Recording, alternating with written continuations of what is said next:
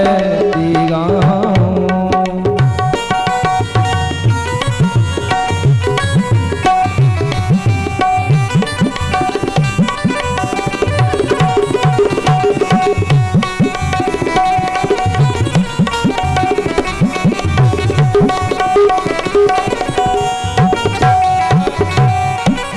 मोरे मुकुट तेरे शीश पे सोहे, मोरे मुकुट तेरे शीश पे सोहे, प्यारी बंसी मेरो मन मोहे, प्यारी बंसी मेरो मन मोहे। या बंसी पे बलि बलि जाऊं, या बंसी बलि बलि जाऊं, बांके बिहारी तेरी आरती गाऊं, बांके बिहारी तेरी आरती गाऊं। चरणों से निकसी गंगा प्यारी, चरणों से निकसी गंगा प्यारी, जिसने सारी दुनिया तारी, जिसने सारी दुनिया तारी। उन चरणों पे, उन चरणों पे, उन चरणों पे, उन चरणों पे मैं शीश नवाऊं, बांके बिहारी तेरी आरती गाऊं, बांके बिहारी तेरी आरती गाऊं। प्यास दास के नाथ आप हो, प्यास दास की नाथ आप हो, दुख सुख मोहन प्यारे साथ आप हो, दुख सुख मोहन प्यारे साथ आप हो। ऐसी छवि पे, ऐसी छवि पे, ऐसी छवि पे मैं बलि बलि जाऊं, बांके बिहारी तेरी आरती गाऊं, बांके बिहारी तेरी आरती गाऊं, श्री कुंज बिहारी तेरी आरती गाऊं, बांके बिहारी तेरी आरती गाऊं। बोली बांके बिहारी लाल की आरती को जैसे सीधे करें। ओम श्री गोपाल जी देवताभ्यो नमः। आर्तक्यं समर्पयामि, आर्तक्यान्ते आचमनीयं समर्पयामि। देव शान्तिरन्तरिक्षं शान्तिः, पृथिवी शान्तिरापः शान्तिरोषधयः शान्तिः, वनस्पतयः शान्तिर्विश्वे देवाः सर्वगुं शान्तिः शान्तिरेव शान्तिः। सामा शान्तिरेधि यतो यतः समीयसे ततो नो अवयं कुरु सन्नः कुरु प्रजाभ्यो भयन्नः पशुभ्यः सुशान्तिर्भवतु। बोलिए वृंदावन बिहारी लाल की, राधा रानी सरकार की, हनुमान जी महाराज की, विंध्यवासिनी मैया की, व्यास जी महाराज की। हर हर महादेव।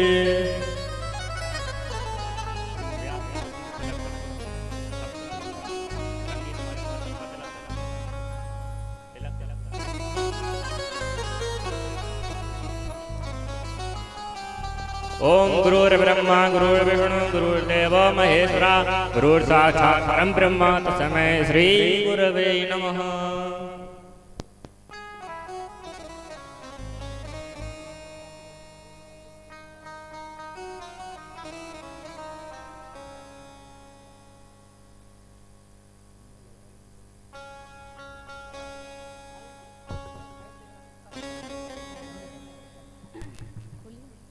श्री राधे, श्री राधे।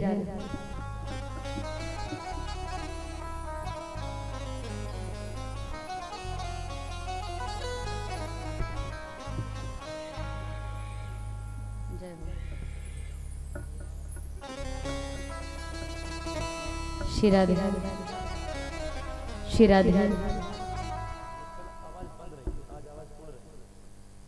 श्री राधे, श्री राधे, राधे, श्री राधे, श्री राधे, श्री राधे, श्री राधे। आवाज थोड़ी बढ़ा दो। श्री राधे, श्री राधे, श्री राधे।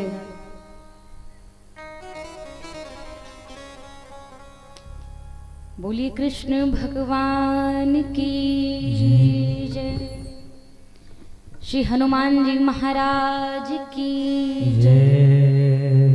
बोलिए उमापति महादेव की जय।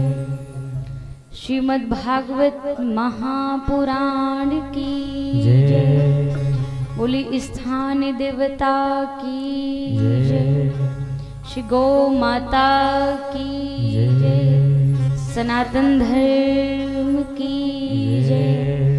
समस्त भक्तगणों की जय। बोलिए तीनों माताओं की जय। समस्त देवी देवताओं की जय। श्री राधे।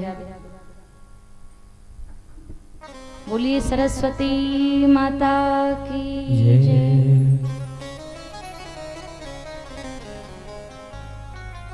श्री कृष्णाय वासुदेवाय हरे परमात्मने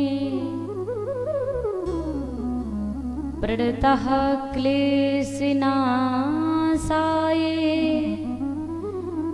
गोविन्दाय नमो नमः। सच्चिदानंद रूपाय विष्णुतिपत्यादिहेतवे तापत्रय विनाशाय श्रीकृष्णाय वयं नुमः। नारायणं नमस्कृत्य नरं चैव नरोत्तमं देवीं सरस्वतीं व्यासं ततो जयमुदीरये। कृष्णं नारायणं वन्दे कृष्णं वन्दे ब्रजप्रियं कृष्णं वन्दे द्वैपायनं वन्दे कृष्णं पृथासुतं। वंशी विभूषितकरा नवीनीरिदाभा पीताम्बराधरुडबिम्ब फलाधरोष्ठा पूर्णेन्दुसुन्दर मुखादरविन्द्रुनेत्रा। कृष्णाते परं किमपि तत्त्वमहं न जाने। कर्पूरगौरं करुणावतारं संसारसारं भुजगेन्द्रहारं सदा वसन्तं हृदयारविन्दे भवं भवानी सहितं नमामि। गुरुर्ब्रह्मा गुरुर्विष्णु गुरुर्देवो महेश्वरः गुरुर्साक्षात् परब्रह्म तस्मै श्री गुरुवे नमः। वन्दे बोधिमयं नित्यं गुरुशङ्कररूपिणं यमाश्रुतो हि वक्रोऽपि चन्द्रः सर्वत्र वन्द्यते। बोलिए श्री कृष्ण भगवान की जय। श्री राधा मेरी माते हैं पिता मेरे घनश्याम। इन दोनों के चरण में कोटि कोटि प्रणाम। जय जय जय राधा रमन जय जय नवल किशोर जय गोपी चित चोर प्रभु जय जय माखन चोर। बोलिए श्री वृंदावन बिहारी लाल की जय हो। बोलिए कृष्ण भगवान की जय। आइए सभी लोग मिलकर के बड़े प्रेम से बड़े भाव से भगवत नाम संकीर्तन गाएंगे और इसके बाद हम सभी लोग यह श्रीमद् भागवत रूपी गंगा में बड़े भाव से बड़े प्रेम से स्नान करेंगे, गोता लगाएंगे। और अपने अपने मानव जीवन को धन्य बनाएं। श्री राधे गोपाल भज मन श्री राधे, श्री राधे गोपाल भज मन श्री राधे, श्री राधे गोपाल भज मन श्री राधे, श्री राधे गोपाल भज मन श्री राधे। श्री आप लोग भी तो राधे गाइए, ताली बजाते हुए। भज मन श्री राधे, श्री राधे गोपाल भज मन श्री राधे, श्री राधे गोपाल भज मन श्री राधे, श्री राधे, श्री राधे, श्री राधे, श्री राधे, हे श्री राधे, श्री राधे, ओ श्री राधे, श्री राधे, श्री राधे गोपाल भज मन श्री राधे, श्री राधे गोपाल भज मन श्री राधे। गाइए, सभी लोग गाइए, जय हो।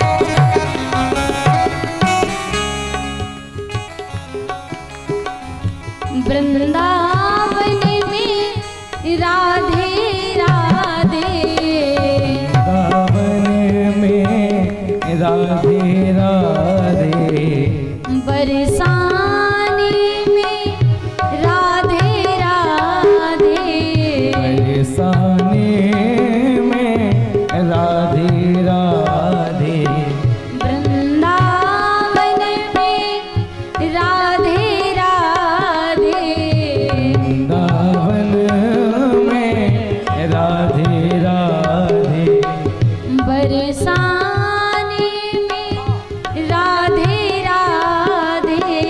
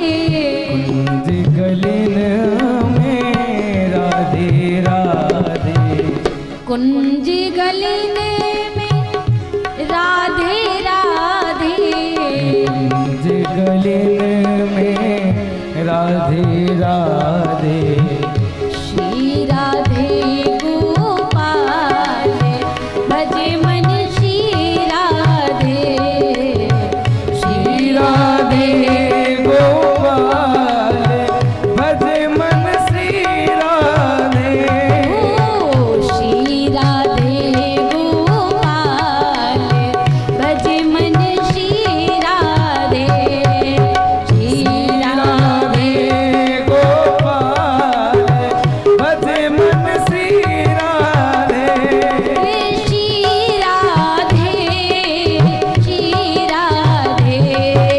श्री राधे। सभी लोग ताली बजाते भाव से गाइए, ओ श्री राधे, श्री राधे। श्री राधे, श्री राधे। जब वो श्री राधे गोपाल भजे मन श्री राधे, श्री राधे गोपाल भजे मन श्री राधे, श्री राधे गोपाल भजे मन श्री राधे, श्री राधे गोपाल भजे मन श्री राधे, श्री राधे गोपाल भजे मन श्री राधे, श्री राधे गोपाल भजे मन श्री राधे, भजे मन श्री राधे, भजे मन श्री राधे, भजे मन श्री राधे, भजे मन श्री राधे। बोलिए कृष्ण भगवान की, जय वृंदावन बिहारी लाल की, जय हो। समस्त भक्तों की।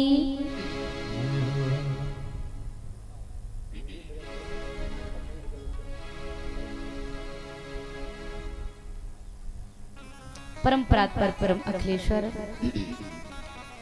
अकारण करुणा वर्णालय भक्त वांछित कल्पतरुषि विंदित भगवान कृष्ण की प्रतिमूर्ति श्रीमद् भागवत महापुराण, जिसकी कथा सुनने के लिए हम समस्त भक्तगण बड़ी दूर से पधारे हुए हैं, अपने अपने जीवन को धन्य बनाने के लिए, कृतार्थ करने के लिए।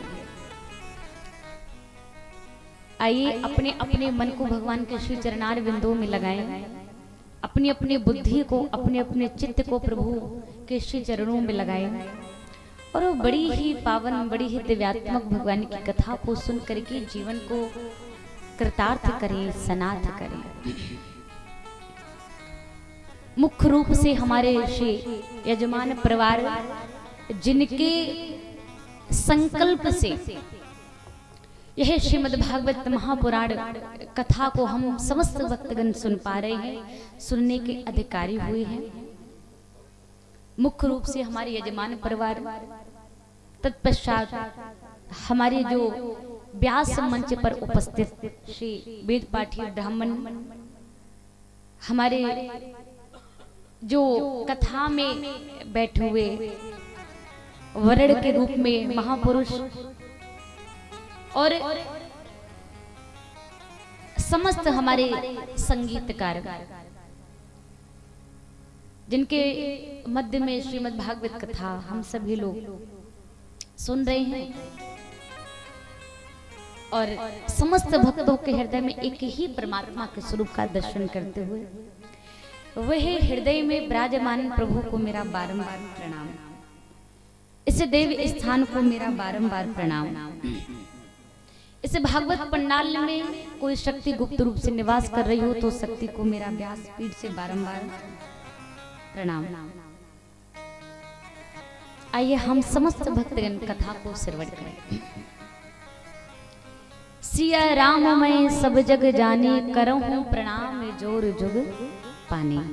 ऐसा भाव रख करके हम सभी लोग कथा में प्रवेश करते हैं। आज कथा का तृतीय दिवस है। हम सभी भक्तों ने बड़ी ही सुंदर भगवान की दिव्यमयी कथा का रसास्वादन किया। हम लोगों ने कल की कथा में श्रवण किया धुंधकारी की कथा को, महात्मा में भक्ति ज्ञान वैराग्य की कथा, धुंधकारी की कथा।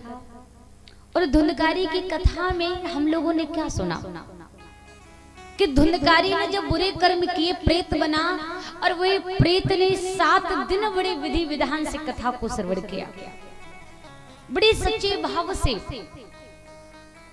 भगवान की कथा को सुना। तो कहते हैं कि श्रीमद् भागवत महापुराण जो ये कथा है, ये प्रेतों को भी तारने का काम करती है, ये प्रेतों को भी तार देती है। धुंधकारी प्रेत बना, कथा को सुना तो देखिए उसकी भी मुक्ति हो गई, दिव्य रूप की प्राप्ति हुई, विमान आया और विमान में बैठा, सभी लोगों ने सुना। तो धन्य है यह भागवत। हमारे संत कहते हैं कि जो भागवत प्रेतों का उद्धार कर देती है, अरे क्या वह भागवत क्या हम लोगों का उद्धार नहीं करेगी? क्या हम लोगों का कल्याण नहीं करेगी? जरूर करेगी। लेकिन कहा कब करेगी? कहा तब करेगी जब हमारी भावना प्रभु के चरणों में जब बिल्कुल लीन हो जाएगी, प्रभु की भक्ति में बिल्कुल भाव विभोर हो जाएगी, तल्लीन हो जाएगी, मन में किसी प्रकार का कोई कपट भाव नहीं रह जाएगा, तब यह भागवत हमारा कल्याण करती है, तब यह हमें मुक्ति देती है। धन्या भागवती वार्ता प्रेत पीड़ा विनाशिनी। भागवत क्या है?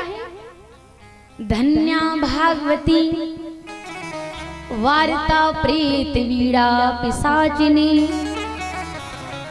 धन्या भागवती कहते ये कथा क्या है? कहते कथा धन्य है जो प्रेतों का उद्धार कर देते हैं। धन्या भागवती वार्ता प्रेत पीड़ा विनाशिनी। सप्तो अहम तथा धन्या कृष्ण लोक फल प्रदा। ये कथा बड़ी धन्य है, हम सब लोगों का उद्धार करने के लिए हम सब लोगों के जीवन में आई है। तो हम लोगों को क्या करना है? हम लोगों को बड़े भाव विभोर से इसको सुनना है। अच्छा ये कथा क्या है? हम सभी लोग सुनने के लिए तो बैठे हैं, लेकिन क्या है ये कथा? जिस प्रकार से देखिए 2 नदियां हैं, 2 गंगा बताई हैं संतों महात्माओं ने। कौन कौन सी गंगा, कौन कौन सी नदियां हैं? कहा एक तो हमारी वह गंगा मैया जो जल के रूप में बह रही है, और एक श्रीमद् भागवत रूपी गंगा जो भक्ति के रूप में बह रही है। हम लोग हरिद्वार जाते हैं, गंगोत्री जाते हैं, कहते हैं कि स्नान करने के लिए जब जाते हैं गंगोत्री में, गंगा जी में, हरिद्वार, तो कहते हैं कि जब हम स्नान करने के लिए गंगा जी में जाते हैं तो वहां पर बहुत सारे पन्ना लोग होते हैं, बहुत सारे रोकने वाले भी वहां भक्त लोग होते हैं, जिनको पता होता कि भैया कहाँ गहराई है और कहाँ गहराई नहीं है। होता है ना ऐसा, अंदर जाने से मना कर देते हैं, अंदर मत जाना, अंदर गहरा है, जाओगे तो डूब जाओगे। तो देखिए 2 गंगा है, एक है स्वयं वही जो भगवान श्री विष्णु के जो पदार चिन्हों से निकली है, जो चरणों से जिनका प्रादुर्भाव हुआ है, एक तो वह गंगा मैया है, और एक वही श्रीमद् भागवत रूपी गंगा जो भगवान विष्णु के मुख से निकली हुई है। कहते दोनों का काम है तारना, दोनों का एक ही काम है। कौन है? तारना। वह जो गंगा है जल के रूप में बह रही है, वह तो शरीर को पवित्र करती है, वह तो तन को साफ करती है, वह तो तन को धोती है। लेकिन जो भागवत रूपी गंगा है ना, वह शरीर को भी साफ करते हैं, तन को भी साफ करते हैं, लेकिन तन के साथ साथ मन को भी साफ करते हैं, मन को भी निर्मल बनाती है, मन को भी स्वच्छ बनाते हैं। और मन को निर्मल कौन बना सकता है? मन को निर्मल तो भागवत रूपी गंगा ही बना सकते हैं। इसलिए इसमें अवश्य नहाइए। और उस गंगा में तो रोक टोक है भैया, आगे जाओगे डूब जाओगे, लेकिन भागवत रूपी गंगा में कोई रोकने टोकने वाला नहीं है, कोई रोक टोक नहीं है। बल्कि किनारे मत रहो, अंदर जाओ और इतनी गहराई में जाओ, इतने अंदर जाओ, जितने अंदर जाओगे, जितनी गहराई में जाओगे, उतना ही आपको आनंद मिलेगा। ये भागवत रूपी गंगा ऐसे है, जीवन का तरण तारायण कर देने वाले। धन्या भागवती वार्ता प्रीति पीड़ा विनाशिनी, सप्ताहो अपि तथा धन्या कृष्ण लोक फल प्रदा। ये समस्त फलों को प्रदान कर देने वाली है, जो प्रेतों का भी उद्धार कर देने वाली है, समस्त कष्टों का जो निवारण कर देने वाली है श्रीमद् भागवत महापुराण, जिनको सुनने के लिए हम सभी लोग बैठे हैं। अब भागवत में नियम बताए गए हैं कि भागवत के नियम क्या है, भागवत को कब करानी चाहिए, भागवत के सुनने का विधान आया है श्रीमद् भागवत महापुराण में, किस प्रकार से भागवत सुननी चाहिए, किस प्रकार से करानी चाहिए, और कितना क्या खर्च इसमें रहता है, ये सारे नियम बताए गए हैं। श्रीमद् भागवत कथा कराने का जब भाव बने तो आपको एक जीवन में जब भाव बने कि नहीं हमें कथा सुननी है, तो आप देखिए कथा के 3 ही अधिकारी वक्ता बताए गए हैं, ध्यान देना। ऐसा नहीं है कि आपका मन कहे कि हमें कथा सुनना है तो आप किसी को भी व्यास गद्दी पर बिठा दीजिए। प्रभु की महिमा, प्रभु के बारे में आपको जानकारी तो कोई भी दे सकता, कोई बड़ी बात नहीं है।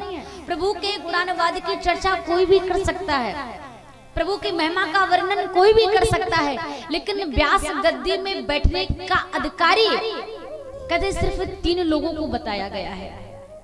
3 ही वक्ता के रूप में व्यास गद्दी में बैठने के अधिकारी नहीं है। और आजकल तो सब लोग देख रहे हैं, हर कास्ट में लोग वक्ता बन गए।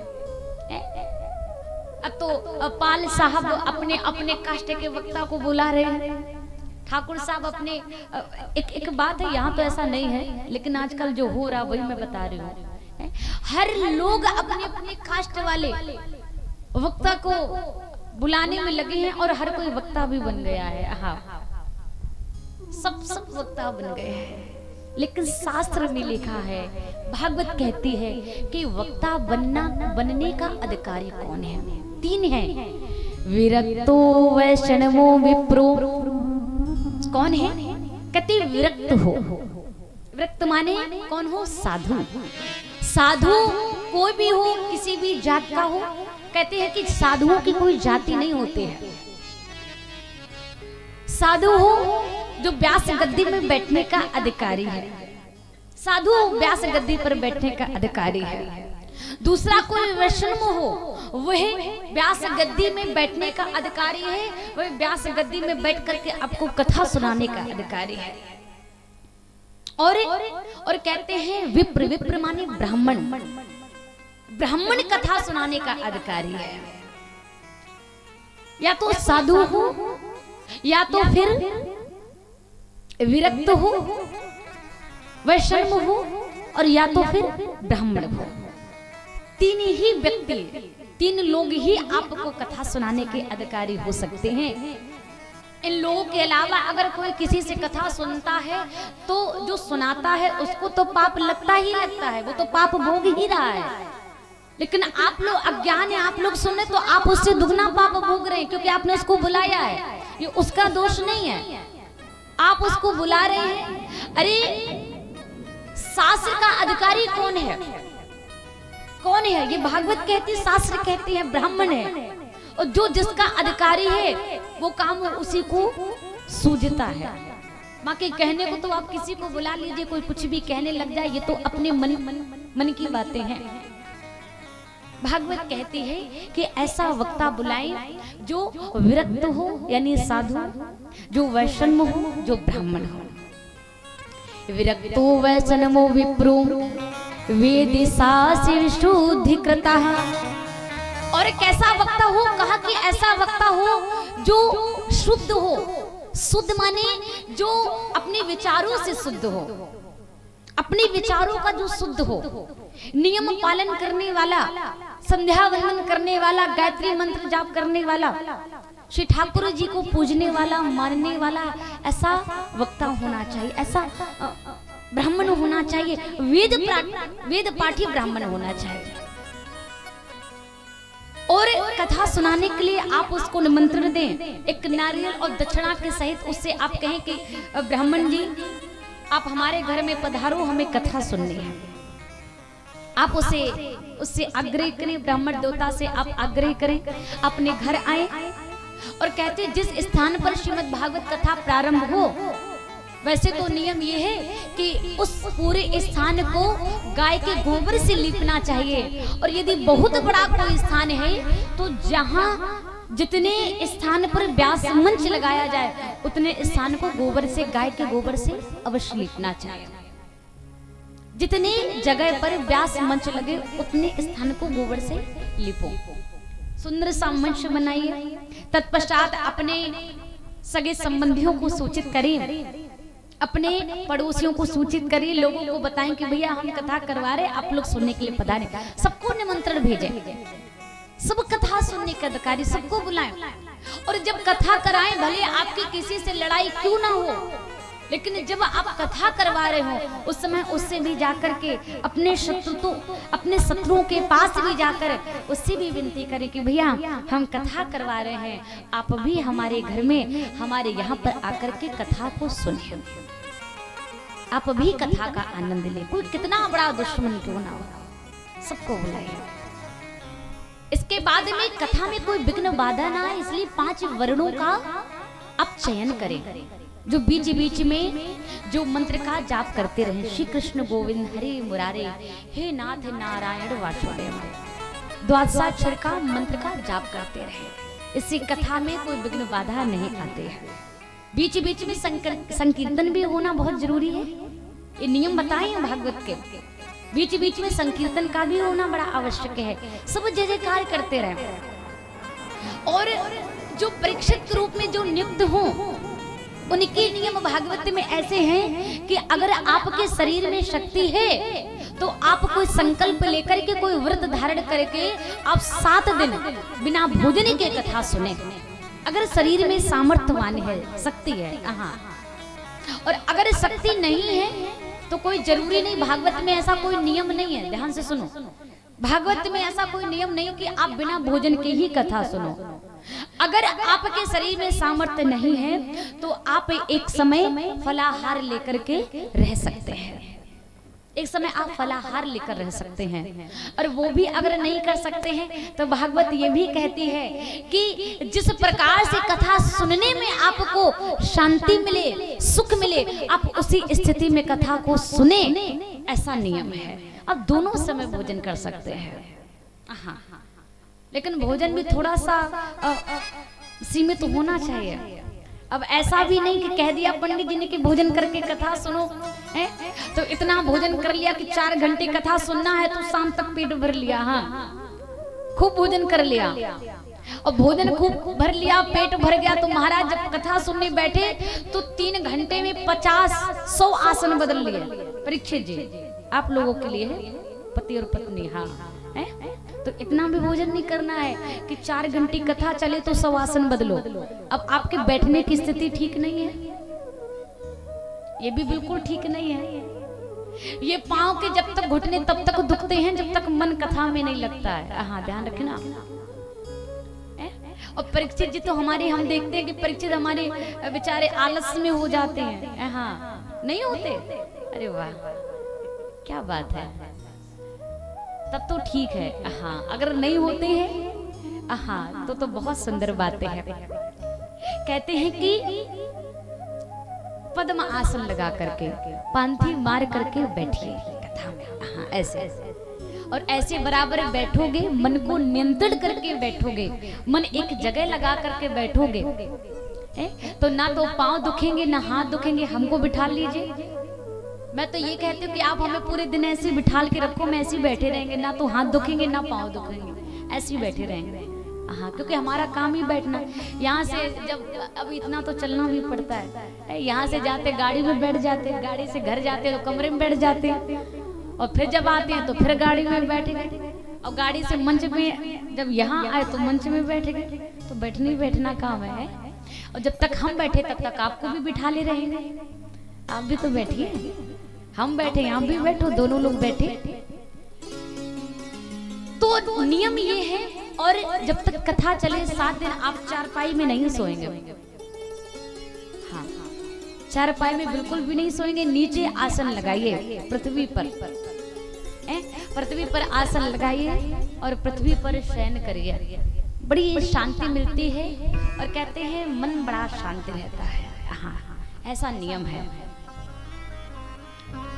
तदुपरांत श्रोताओं के लिए भी नियम है कुछ। श्रोताओं के लिए क्या नियम है?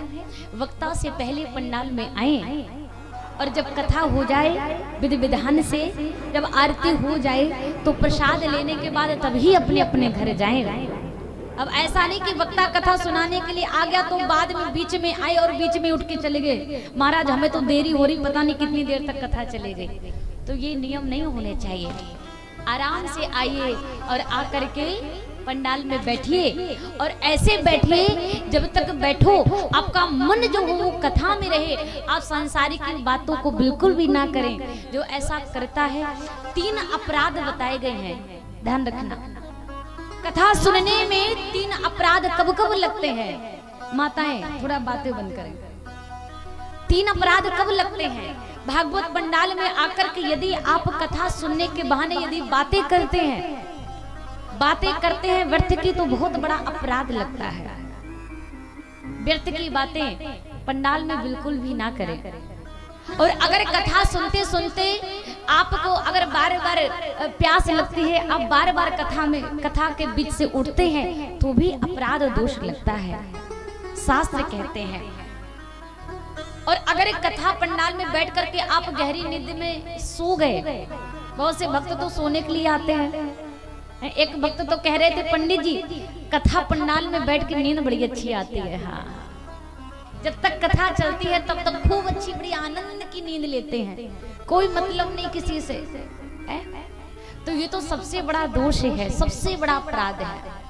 कथा पंडाल में बातें ना करें, बीच में बिल्कुल भी उठ करके ना जाएं। यदि कोई कष्ट है, यदि कोई दिक्कत है तो आप जा सकते हैं, अन्यथा व्रत के लिए बिल्कुल भी ना जाएं। हाँ, सोए ना। ये 3 अपराध लगते हैं, 3 कार्य करने से अपराध लगता है, ऐसा नियम बताया गया है। सूत जी महाराज सौनकादि ऋषियों से कहते हैं कि इसके बाद में व्यास जी का पूजन किया जाए, बिठाला जाए, खूब आनंद से कथा को श्रवण करें, खूब आनंद से। और गणेश भगवान का पूजन करने के बाद कलश यात्रा निकालने के बाद कथा को जब प्रारंभ किया जाए, आराम से सभी भक्त लोग कथा पंडाल में बैठ के कथा को श्रवण करें।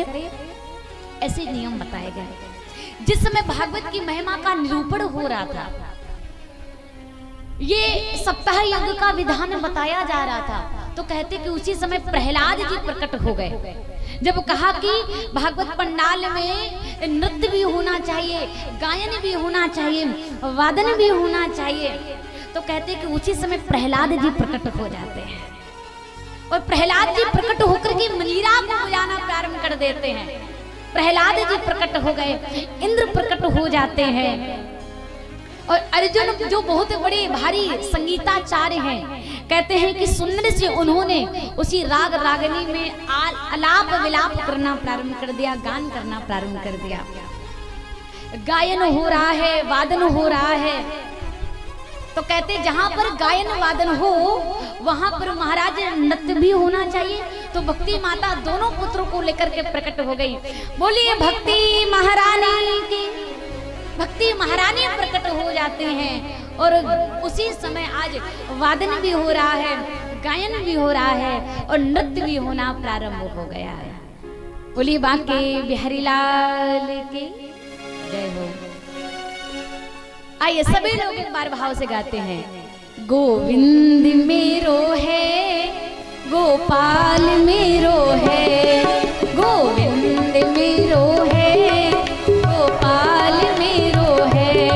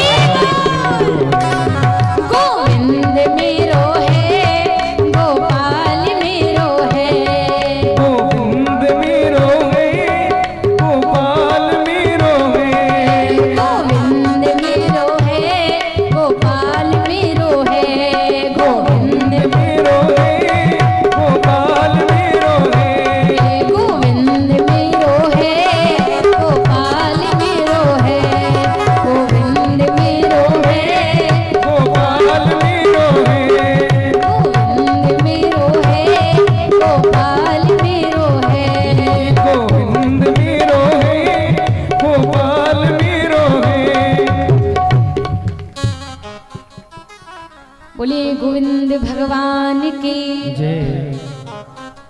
तो भक्ति माता दोनों पुत्रों को लेकर के प्रकट हो गए, गान करने लगी, नृत्य करने लगी, झूमने लगे, बड़ा सुंदर भाव प्रकट हो गया।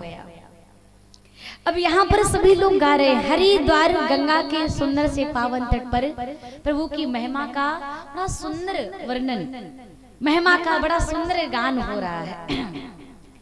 सूत जी महाराज कहते कि उसी समय श्री सुखदेव जी महाराज प्रकट हो गए। बोलिए सुखदेव जी महाराज की जय। सुखदेव जी महाराज प्रकट हुए। सब लोगों ने सुखदेव जी का सुंदर सा दर्शन किया। अब यहाँ पर सभी लोगों ने श्री सूत जी महाराज से प्रश्न किया। सुखदेव जी महाराज दर्शन देकर के चल देते हैं। संतों ने प्रश्न किया, प्रभु आप कृपया करके बताएं कि भगवान अवतीर्ण होते हैं तो कैसे होते हैं, परमात्मा के गुण कैसे हैं, परमात्मा का स्वरूप कैसा है, परमात्मा जब संसार में आते हैं तो कैसे आते, कौन सा रूप धारण करके आते हैं, आप हमें यह बताएं। तो श्रीमद् भागवत महापुराण का प्रथम स्कंद प्रारंभ होता है यहीं से।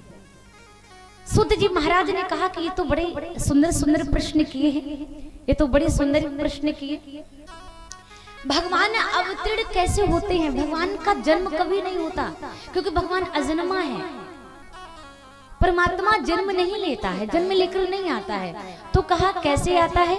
कहा कि परमात्मा अवतीर्ण होकर के आते हैं, अवतार होता है भगवान जी का।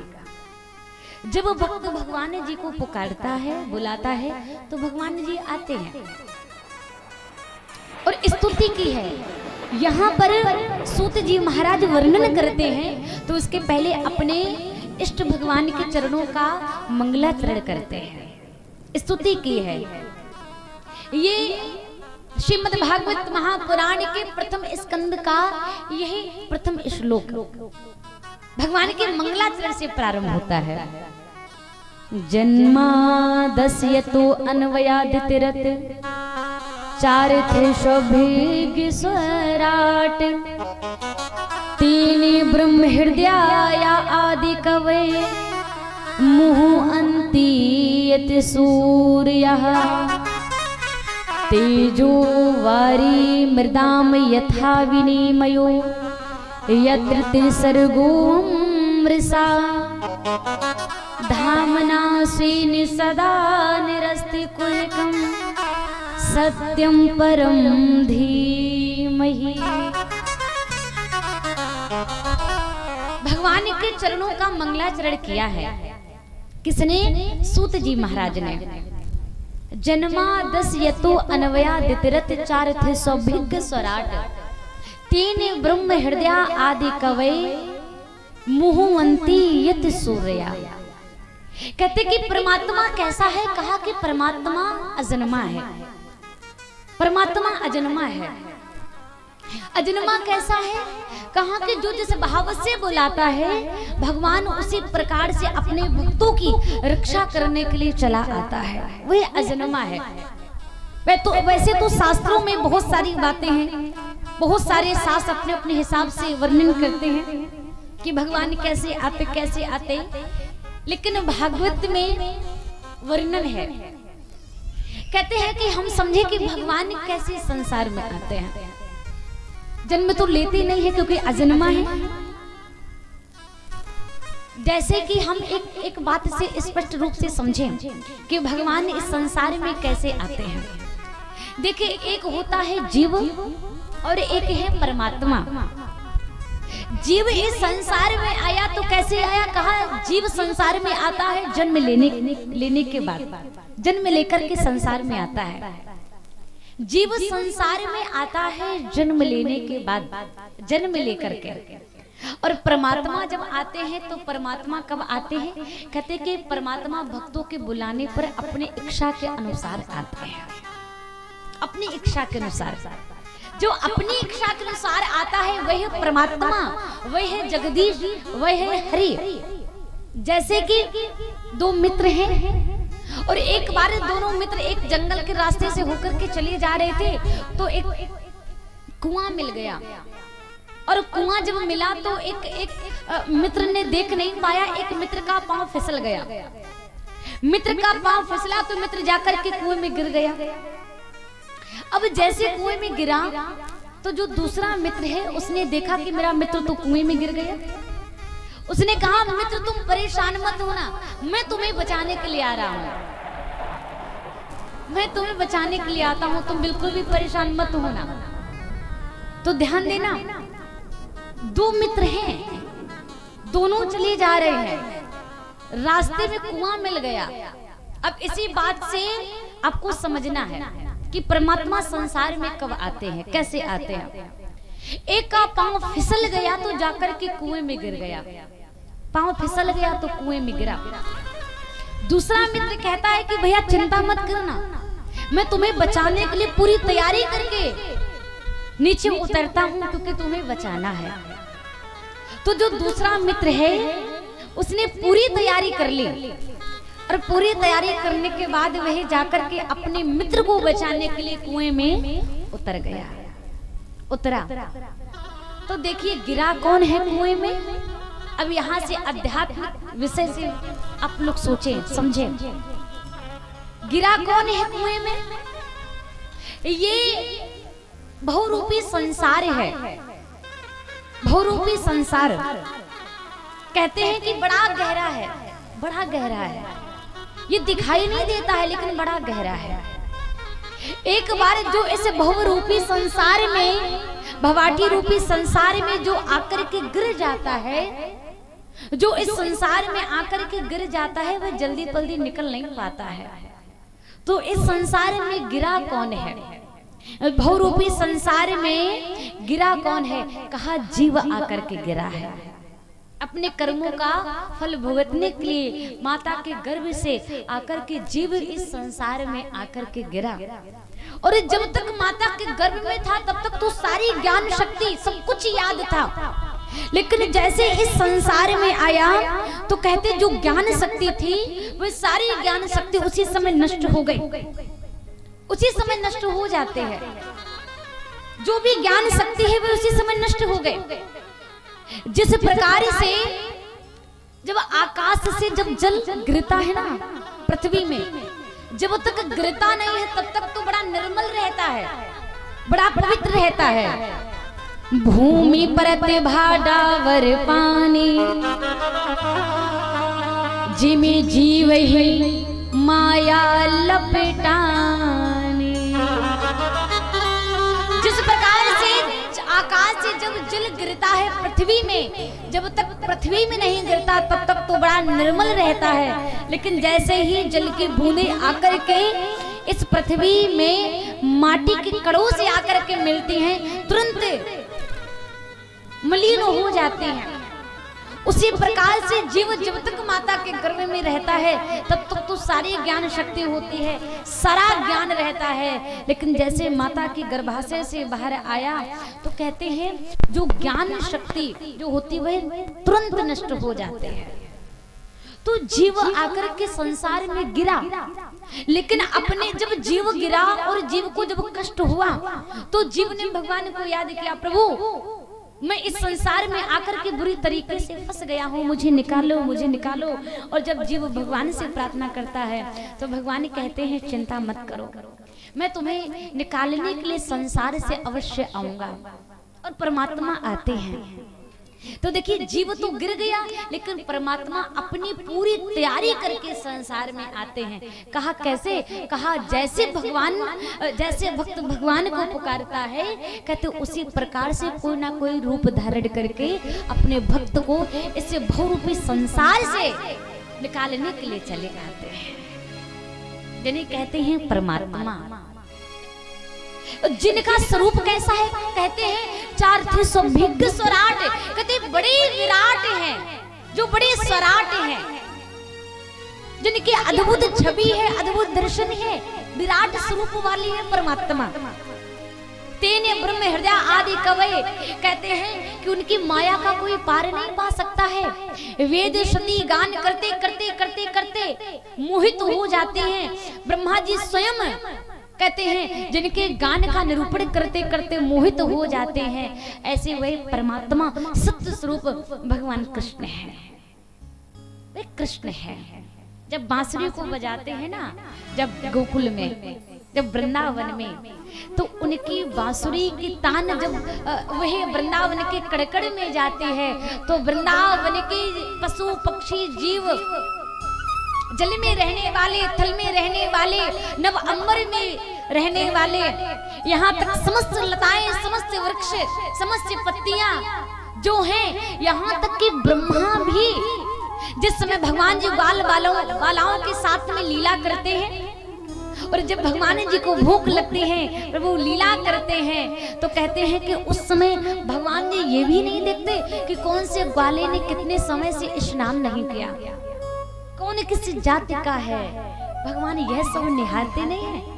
और कहते हैं कि भगवान सभी ग्वाल वालों का छीन छीन करके माखन खाते हैं, भोजन पान करते हैं, भोजन ग्रहण करते हैं, सबका छीन छीन करके भोजन ग्रहण कर रहे हैं।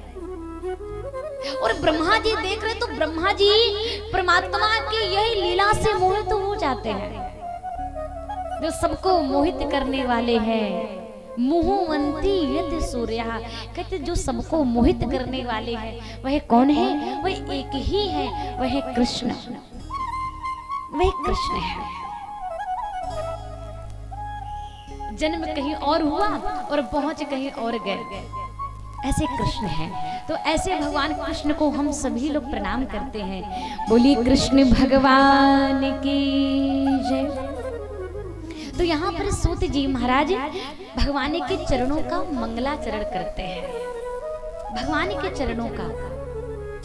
और यहाँ पर देखिए सत्य सत्य माने भगवान कृष्ण, यहाँ कोई एक देवता का नाम नहीं लिया, यहाँ सत्य को प्रणाम किया है। और सत्य तो एक ही है, वह है भगवान कृष्ण। फिर यहाँ पर सौनकादि ऋषियों ने सूत जी महाराज से 6 प्रश्न किया है, 6 प्रश्न किए।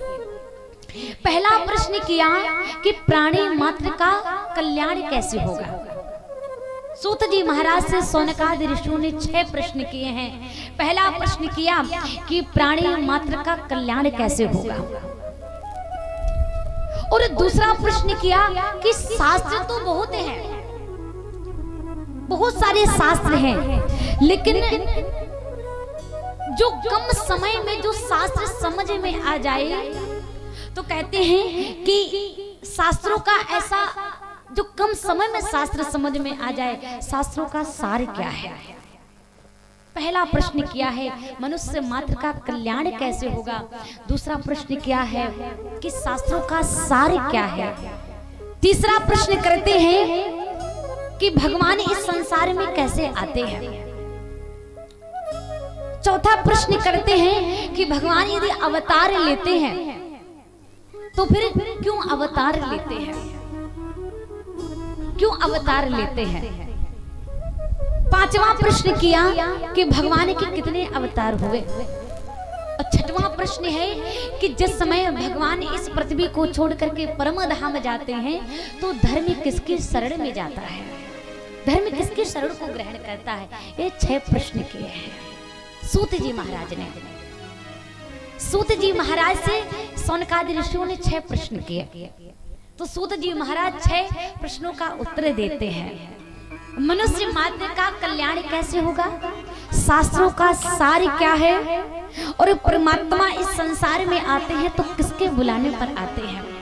चौथा प्रश्न है भगवान कब कब आए। पांचवा है कि भगवान क्यों आते हैं, कौन कौन से अवतार लेकर के आते हैं। और छठवां प्रश्न है जब भगवान जी पृथ्वी छोड़ करके परम धाम गए, धर्म किसके शरण में जाता है। सूत जी महाराज को जब यह प्रश्न जब सूत जी महाराज ने सुने तो बड़े गदगद हो गए। सूत जी महाराज कहते हैं कि धन्य है आप लोगों ने बड़े सुंदर प्रश्न किए हैं, लेकिन इन प्रश्नों का उत्तर हम आपको अवश्य देंगे। सबसे पहले आइए हम जिन्होंने इस कथा को परीक्षित जी को सुनाया है, हम ऐसे श्री सुखदेव को, ऐसे श्री वेदव्यास जी महाराज के पुत्र सुखदेव जी को एक बार प्रणाम कर लें।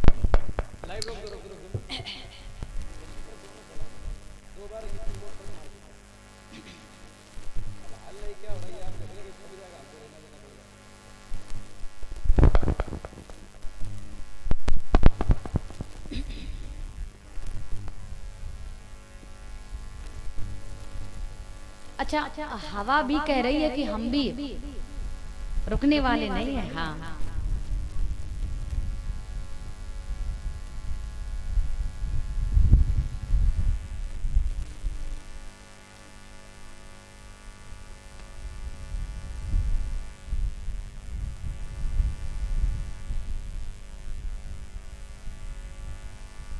कहते हैं शौनकादि ऋषियों, हम आपको बताएंगे, इन 6 प्रश्नों का उत्तर अवश्य देंगे, लेकिन पहले हम अपने गुरुदेव के चरणों का ध्यान कर लें। तो श्री सुखदेव जी महाराज का ध्यान किया है, 2 श्लोकों में चरणों का वंदन किया है श्री सूत जी महाराज ने। यम प्रव्यजन्ति मनुपेतिमपेति कृत्यम द्विपायनो विरह कातर आजुहाव पुत्रेति तन्मयत्या तर्हुनेदु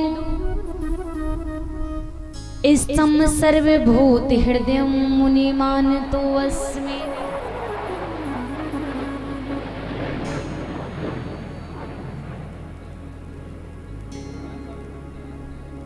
सूत जी महाराज अपने गुरुदेव जी के चरणों का ध्यान करते हैं। यम प्रव्यजन्तु मनुपेतिमपेति कृत्यम द्विपायनो विरह कातर आजुहाव। सुखदेव जी महाराज के चरणों का ध्यान किया है, 2 श्लोकों में वर्णन किया है, और इन 2 श्लोकों में गुरुदेव जी का ध्यान करते हैं। कहते हैं जो जन्म लेने के बाद ही जो अपने घर को छोड़ करके चल देते हैं, व्रज गतो, जो अपने घर को छोड़ करके चल दिए, प्रव्यजन्तु हो गए। और एक बात बताएं, जब स्थिति जब विपरीत होती है ना, तभी वैराग्य जीवन में चढ़ता है। ध्यान रखना, स्थिति विपरीत हो जाते हैं तभी वैराग्य चढ़ता है। किसी ने कहा कि तुलसीदास जी महाराज कहते हैं कि उनको पत्नी की फटकार लग गई, रत्नावली की फटकार लग गई, तो वो बाबा बन गए, तो उनको वैराग्य आ गया। अरे कहीं अगर पत्नी की फटकार लगने से कभी किसी के जीवन में कहीं किसी को वैराग्य आता होता, तो आजकल तो घर घर में फटकारें लग रही हैं। बताओ कितनों को वैराग्य आया, कितने बाबा हो गए। अरे पहले से ही सारी तैयारियां हों। कहते हैं एक पात्र हो, उसमें घी भरा हो, उसमें बाती रखी हो, सिर्फ चिंगारी की, सिर्फ ज्योति की, अग्नि की जरूरत है। सिर्फ तीली की, माचिस की तीली की आवश्यकता है। भक्ति तो पहले से ही थी, लेकिन पत्नी रत्नावली माचिस की तीली का काम कर गए। और जैसे फटकार लगाई तो भक्ति प्रगाढ़ हो गई, भक्ति प्रकट हो गई। अभी तो भक्ति थी, लेकिन भक्ति प्रगाढ़ हो गई। कब हो गई? जब वह पत्नी ने, जब वह माचिस रूपी तीली का काम कर दिया। तो पहले तो थे तुलसी, फिर हो गए दास। तुलसी तुलसी सब कहे और तुलसी वन की छाल, कृपा भई रघुनाथ की, तो हो गए तुलसी दास। कब बनता है? जब प्रभु श्री रघुनाथ की, भगवान गोविंद की जब कृपा बरस जाते हैं तो हम दास बन जाते हैं। क्यों? क्योंकि प्रभु का दास बनना कोई छोटी बात थोड़ी नहीं है। उनकी कृपा सब पर बरस जाए कोई छोटी बात थोड़ी नहीं है, छोटी बात नहीं है। हमारे भक्त कहते हैं जिसे एक बार जीवन में प्रभु का प्यार मिलता है, उसे इन आंसुओं के हार का उपहार मिलता है। और ना तन से प्राण जाता है, ना प्राणाधार मिलता है। ना तन से प्राण जाता है, ना प्राणाधार मिलता है। और ये किसको दिखाऊं बढ़ती हुई मर्ज की मंजिल, ना कोई वैद्य मिलता है, ना कोई उपचार मिलता है। और दूर रहकर के भी ना जाने क्या क्या उनसे बातें होती हैं। जब इस हृदय का तार उस हृदय से मिलता है, और जहाँ कुछ छलछलाता हुआ बिंदु अश्रु दिखाई पड़ता है, वहीं मेरे सामने सरकार का दीदार मिलता है। वहीं मेरे सांवरे सरकार का दीदार होता है। कर दो कृपा की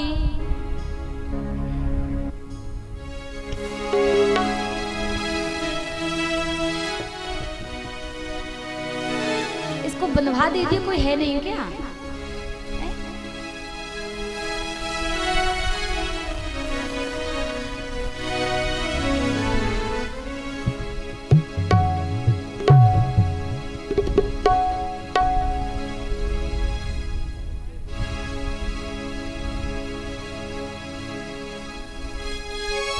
बोले गोविंद भगवान की।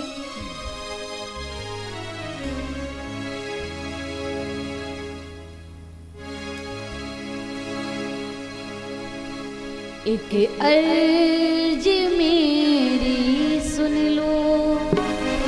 हम सभी लोग भगवान से एक ही प्रार्थना करेंगे और भाव से ताली बजाते हुए गाएंगे।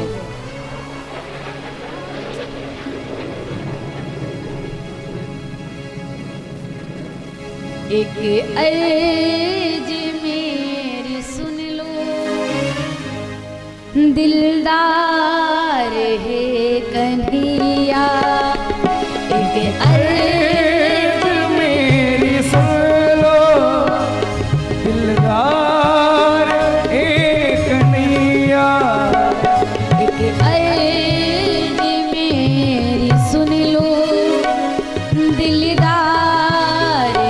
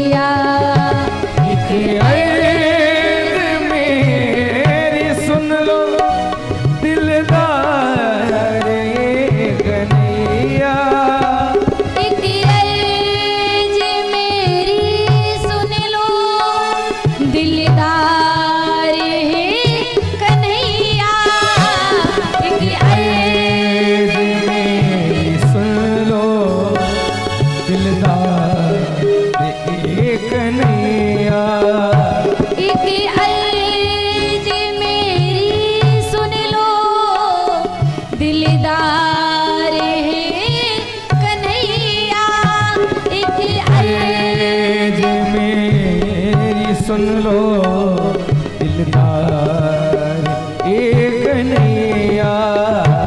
कर दो अधम की नैया, कर दो अधम की नैया, उस पार है कन्हैया।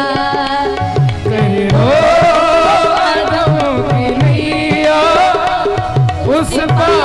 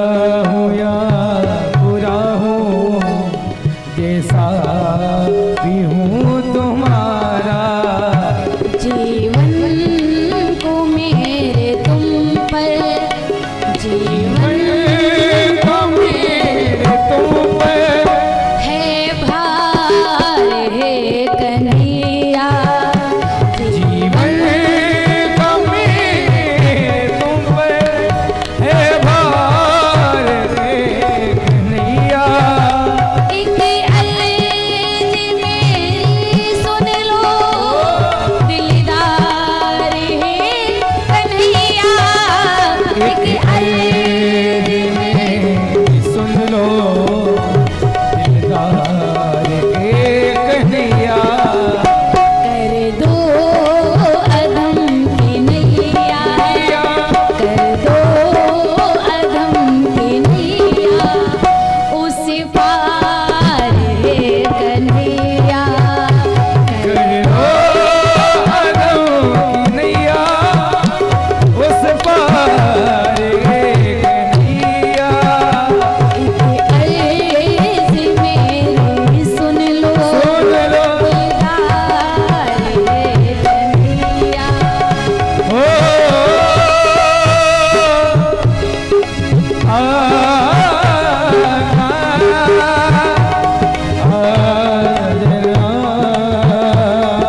सभी लोग ताली बजाते भजन का आनंद लीजिए।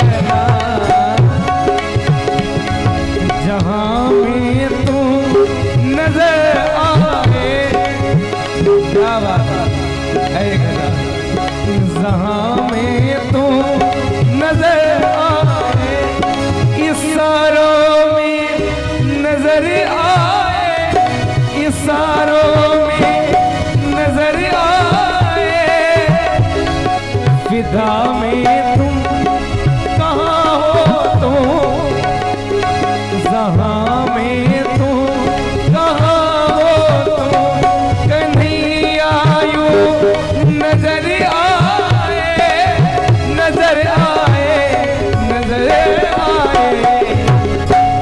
हजारों में इशारों में, हजारों में नजारों में नजर आए, नजर आए। और ठाकुर जी नजर कहाँ आए?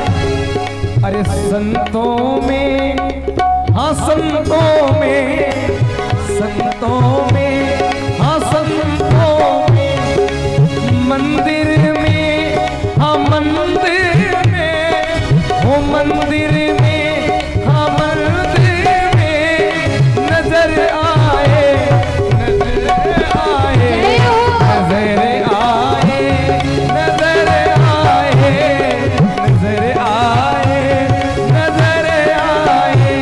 एक अर्ज मेरी सुन लो, एक अर्ज मेरी सुन लो दिलदार रे कन्हैया। कर दो कदम की नैया उस पार ओ कन्हैया। कर दो कदम की नैया उस पार ओ कन्हैया।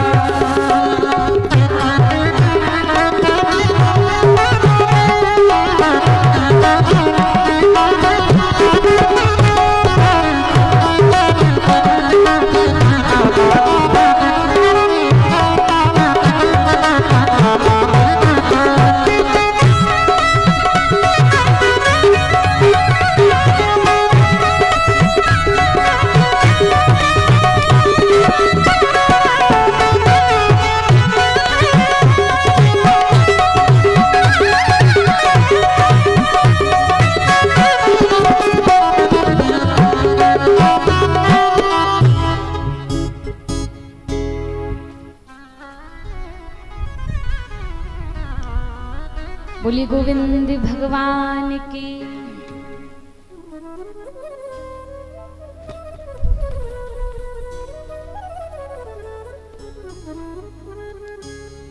आज कहते हैं कि जीवन में वैराग्य कब आता है? जब विपरीत स्थितियां हो जाती हैं तब जीवन में वैराग्य आता है। और देखिए, जब वैराग्य आ जाता है तो फिर हम माधव को प्राप्त कर लेते हैं, हम भगवान कृष्ण को प्राप्त कर लेते हैं। देखिए 2 प्रकार के मच्छर होते हैं, 2 प्रकार के। एक तो आप लोग जानते हो जो गर्मी के समय बड़ा काटते हैं, बाहर वाले मच्छर, छोटे छोटे बड़े बड़े काटते हैं ना सबको। हाँ सबको। वैसे हम तो जहाँ रुके वहां तो नहीं है, वो है तो बाहर है लेकिन है तो हर जगह ना। तो 2 प्रकार के मच्छर हैं। कौन कौन से कहते हैं? एक वह जो सबको काट रहे हैं बाहर से। कहाँ से काट रहे हैं? बाहर से हैं। तो वो मच्छर जब हम लेटते हैं रात्रि में, जब वह मच्छर आकर के हमारे शरीर में जब वह काटने लगते हैं तो हम उनको मारते हैं, है ना। या उनसे बचने के लिए हम लोग मच्छरदानी का प्रयोग करते हैं। अच्छा उनको तो मार देते, उनको तो भगा देते हैं जैसे तैसे। अब यहाँ देखिए एक दूसरा मच्छर बैठा, उसको जो बाहर शरीर को काट रहा है उसको तो भगाना आसान है, उसको तो मच्छरदानी के द्वारा हमने भगा दिया। लेकिन जो अंदर मच्छर बैठा हुआ है, कौन सा मच्छर है? कहते हैं मत्सरता रूपी मच्छर, यानी जलन रूपी ईर्ष्या रूपी मच्छर, जिसको कहते हैं मत्सरता, जिसको कहते हैं ईर्ष्या, जिसको कहते हैं द्वेष। ये विकार रूपी जो अंदर जो मच्छर बैठा हुआ है। कंचन तजना सहज है, सहज प्रिया का नेह, अरे माने बड़ाई ईर्ष्या, दुर्लभ तजना नेह।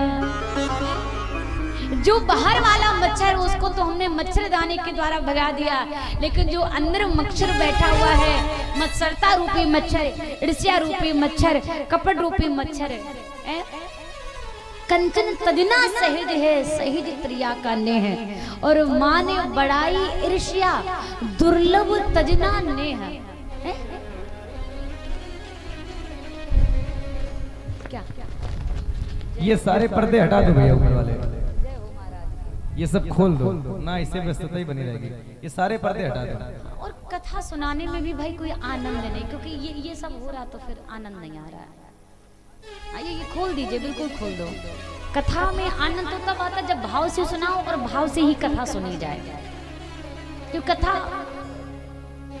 हाँ हटा दीजिए क्योंकि हवा चलती रहेगी तो वैसे भी आप लोग नहीं बांध पाओ, और बांधोगे फिर भी उनको हट जाना है, इसलिए हटा ही दीजिए। और देखिए ये मत्सरता कहते हैं कब जाती है? एक तो मैं स्वयं और दूसरी मेरी माया। भगवान के पास जब जाएं कथा सुनने, जब जाएं, जब भी तीर्थ यात्राओं में जाएं तो बस एक ही विचार धारण करके जाएं, एक ही भाव लेकर जाएं कि प्रभु इतनी कृपा बना करके रखना कि माया हमें स्पर्श ना कर पाए। हाँ, कुछ नहीं चाहिए, बस आपकी भक्ति मिल जाए, बस यही बहुत है। इतना मांगोगे तो सब मिल जाएगा, जितने विकार हैं जीवन के सब दूर हो जाएंगे। और भगवान कृपा करते हैं, फिर माया चरी नहीं होती, फिर माधव में मन लगता है, भगवान में मन लगता है। तो यहाँ सूत जी महाराज सुखदेव जी महाराज के चरणों में, अपने गुरुदेव के चरणों में वंदना करते हैं, प्रणाम करते हैं। प्रणाम किया है सुखदेव जी महाराज, सूत जी महाराज शौनकादि ऋषियों से कहते हैं कि हे शौनकादि ऋषियों, वही परमात्मा तो हर जगह है, कहाँ नहीं है, वह तो हर जगह बैठे हुए हैं, हर जगह। और जब हम भागवत को सुनते हैं ना, तभी हम भगवान को भी समझ पाते हैं। इसीलिए तो श्री वेदव्यास जी महाराज ने भागवत की संहिता का निर्माण किया है। किस प्रकार से भागवत का निर्माण हुआ है? श्री महर्षि वेदव्यास जी महाराज अपने आश्रम में, सम्याप्रास नाम का आश्रम है, वहीं पर समाधिस्थ होकर के बैठे हैं। और यह बात किस समय की है? द्वापरे समनो प्राप्ते तृतीय युग पर रही, जाता पराशरा योगी वाशव्याम कल्या हरे। कहते हैं कि वह वेदव्यास जी महाराज अपने आश्रम में बैठे हुए थे। एक बार जिस समय बैठे थे तो उनको एक बात स्मरण में आई, संसार के जीवों का कल्याण हो और कल्याण कैसे किया जाए। तो उन्होंने सरस्वती जल में स्नान किया और अपने दृष्टि को बंद करते हुए उन्होंने शास्त्रों को रचना प्रारंभ कर दिया। शास्त्रों को रचना प्रारंभ कर दिया। कहते हैं कि आज श्रुतियों को रचा है, शास्त्रों को रचना प्रारंभ किया और वेदों को रचा है। एक वेद के 4 वेद कर दिए, वेदों का पृथक्करण हुआ। कहते हैं आज जिस समय पुराणों की रचना कर रहे थे, पुराणों की रचना कर रहे थे, 17 पुराण लिख डाले हैं। और जैसे 17 पुराण श्री वेदव्यास जी महाराज ने लिखे, 6 शास्त्र 17 पुराण जिस समय लिखे तो मन थोड़ा सा उदास हो गया, मन खिन्न हो गया। लिखते लिखते कलम रुक गई वेदव्यास जी महाराज के। उसी समय नारद जी बाबा का प्रादुर्भाव हुआ। नारद जी बाबा आए, नारद जी बाबा आए तो वेदव्यास जी महाराज ने उनका स्वागत किया। नारद जी बाबा बैठे तो नारद जी बाबा ने प्रश्न कर दिया, कहा कि हे श्री कृष्ण द्वैपायन वेदव्यास जी, आप इतने बड़े ज्ञानी हैं, आपने वेदों की रचना कर दी, श्रुतियों की रचना कर दी, शास्त्रों की रचना कर दी, लेकिन आपका मन उदास क्यों है? आपने 17 पुराण भी लिखे, आपका मन उदास क्यों है? श्री वेदव्यास जी महाराज ने कहा कि मुझे समझ में नहीं आता कि मेरा मन इतना उदास क्यों है, क्या बात हो गई, आप ही बताएं मेरा मन उदास क्यों है, मुझे तो कुछ समझ में नहीं आ रहा है। मन खिन्न हो गया, आगे कुछ लिखने का मन ही नहीं कर रहा है। तब नारद जी बाबा समझाने लगे। नारद जी ने कहा कि देखें, अगर भगवान का हम कोई कार्य कर रहे हो, परमात्मा संबंधित यदि हम कोई कार्य कर रहे हैं, अनुष्ठान का कोई कार्य कर रहे हैं, और उस कार्य में यदि मन हमारा किंचन मात्र यदि एक पल के लिए भी यदि अलग हो जाता है, तो कहते हैं कि वही अनुष्ठान का कार्य फिर हम उसे पूर्ण नहीं मानते हैं, फिर वही अधूरा ही माना जाता है, वही अधूरा ही रह जाता है। अवश्य आपका मन कहीं ना कहीं भटक गया होगा, आपका मन अवश्य कहीं ना कहीं प्रभु के चिंतन से अलग हो गया होगा, इसलिए तो आपके मन में खिन्नता आ गई, आपका मन अशांत हो गया। मन शांत करिए। तो नारद जी से पूछा श्री वेदव्यास जी ने कि हे श्री देवर्षि नारद जी, आपके अंदर इतनी भक्ति कहाँ से आई? बिना रोक टोक के आप तो हमेशा नारायण नारायण वीणा को बजाते हुए करते रहते हैं, भक्ति कहाँ से आई? आप हमें थोड़ा बताएं। श्री वेदव्यास जी महाराज को समझाने के लिए तब श्री देवर्षि नारद जी ने अपने पूर्व जन्म की कथा सुना दी, पूर्व जन्म का वृतांत सुनाया। मैं एक दासी पुत्र था, बड़ा चंचल था, मेरी आयु बड़ी छोटी थी, पिताजी का देहांत हो गया तो माता जी के साथ रहता था। और एक बारी की बात है कि हमारे गांव में कुछ संतों का पदार्पण हुआ, संत भगवान आए, संत चले जा रहे थे मेरे घर के रास्ते से होकर के, तो एक बार मेरी मैया को बैठे हुए बड़े दुखी देखा। संतों का हृदय जो होता है बड़ा मक्खन के समान कोमल हुआ करता है, जगत कल्याण के लिए संत भगवान का पदार्पण होता है। संतों की दृष्टि मेरी मैया के ऊपर पड़ गई, मेरे ऊपर पड़ी, तो संत भगवान मेरी मैया से बोले कि देवी यदि आपको कष्ट ना हो, बुरा न लगे, तो हम कुछ समय के लिए चातुर्मास सत्संग करने के लिए आपके गांव में आए हैं, आप अपने पुत्र को हमारे साथ में भेज दीजिए। जब तक हम सत्संग करेंगे आश्रम में रह करके, तब तक आपके पुत्र को भी सुंदर सुंदर शिक्षा देंगे, सुंदर सुंदर ज्ञान का पाठ पढ़ाएंगे। आपका पुत्र हमारे साथ रहेगा तो ये ज्ञानी हो जाएगा। अब मैया को बड़ा दुख तो हुआ, क्योंकि अकेला मैं अपनी मैया का इकलौता पुत्र, मेरी मैया को बड़ा कष्ट हुआ, कहीं ऐसा ना हो कि मेरी देख रेख करने वाला एक ही मेरा पुत्र, और कहीं इन साधु संतों के साथ में रहते रहते यह भी साधु संत ना बन जाए, तो मेरी मैया को थोड़ा सा चिंता हुई है। संतों ने जब बहुत समझाया तो मेरी मैया ने हृदय को थोड़ा सा कठोर किया, और कोई भी संसार की माँ हो तो पुत्रों को अपने आप से अलग करने में थोड़ा सा कष्ट तो होता ही है। हृदय को समझाते हुए पुत्र को भेज दिया, मुझे भेज दिया। मैं संतों के साथ में जाकर के उनके साथ आश्रम में रहने लगा। दिन बीतने लगे प्रभु के भजन में, समय बीतने लगा प्रभु के गुणगान में, महिमा श्रवण करते करते मेरा जो मन जो चंचल था, मन शांत हो गया, वृत्तियां शांत हो गई, सारी मन की चंचलताएं समाप्त हो गई, नेत्र पवित्र हो गए, बुद्धि पवित्र हो गई। और ये संत क्या है? कहते हैं संत कृपा करने वाले हैं। सदगुरु की शरण में, संत की शरण में जब हम जाते हैं तो वही बिना कुछ कहे हम पर कृपा कर देते हैं। हमारे सभी अवगुणों को दूर करना, हमारे सारे पापों को दूर कर देना और हमें प्रकाश की ओर ले जाना, यही तो संतों का, यही तो श्री सदगुरु का यही तो कार्य है। हमारे भजनों, हमारे संतों का एक सुंदर भाव है, भजन के माध्यम से थोड़ा सा श्रवण करें। संत के साथ में रहने से जीवन कितना परिवर्तित हो जाता है। आइए भाव से गाएंगे। संतन के संग लागे रे, सभी लोग गाइए ताली बजाते हुए।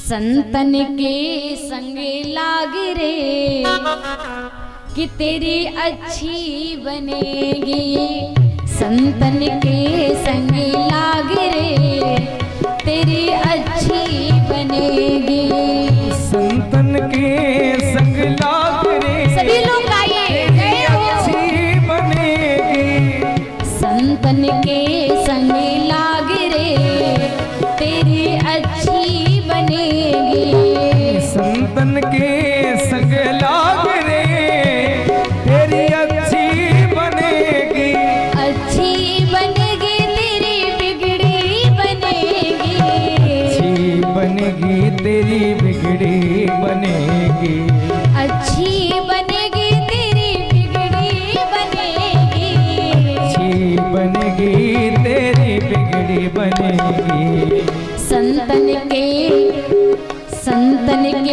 संग लाग रे तेरी अच्छी बनेगी, संतन के संग लाग रे तेरी अच्छी बनेगी। जय हो। आप लोग भी थोड़ा सा ताली बजाते हुए गाइए।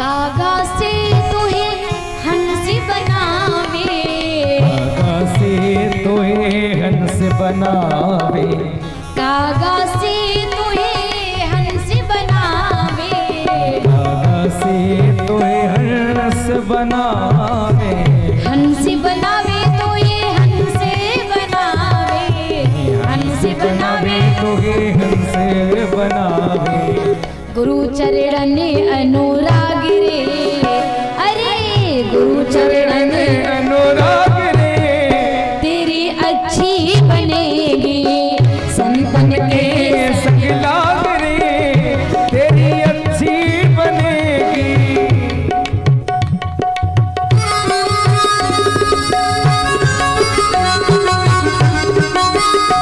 बोलिए संत भगवान की।